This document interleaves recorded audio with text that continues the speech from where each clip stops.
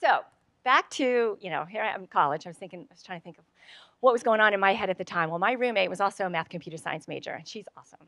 Love her. And she always said, you know what? I want to be a woman in a man's world. She goes, that's it. That's it. She goes, I don't care what I'm doing. I just want to be a woman in a man's world, like this, right? I said, okay, you go, girl, right?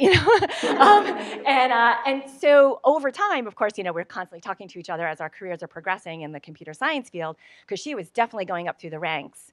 Where I was like more in this sort of state in this like creative space, and it was more project based. It wasn't more like hierarchical based. She loved she goes, I got 300 people working for me now.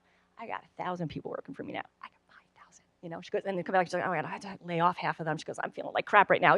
So really, what it became was like, you got to want what comes with it. So want your job, want your career, but be very real about what comes with it. And you got to love it too. I'm not saying that every day is going to be awesome, right?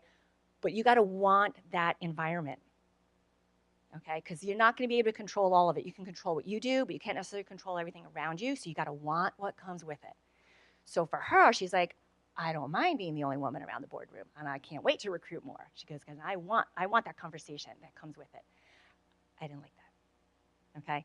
And in fact, when I look at like my career at a large financial institution, for the first couple of years, it was great. Like, I loved working with all the project teams, and I loved that. And then it was like I was a director, and I was the leader of all the teams, so we had like some power and some agency. We can make some decisions. And then I got closer and closer to the top of the pyramid, and I realized I don't want what comes with that anymore. It was hyper competitive. Like, you think about it, it's pyramid for a reason, because there's only one president, there's only maybe a handful of EVPs, and then a few more SVPs after that, and then, so if you want that, rarefied position, you got to want what comes with it. And that's when I finally made my decision to start my own company, because it's like, you know what? The context of this large organization isn't working for me anymore. I'm not in flow. And again, it wasn't like a male-female gender thing. It was just I'm not into the competition that happens. It's rarefied air up here. It just wasn't my thing. I could help more people do the work that I love to do when I could go out on my own, pick my own clients, be my own boss.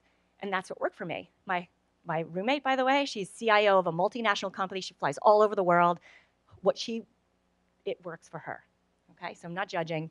Just be very clear. Okay, because I was unhappy for a while before I made that decision.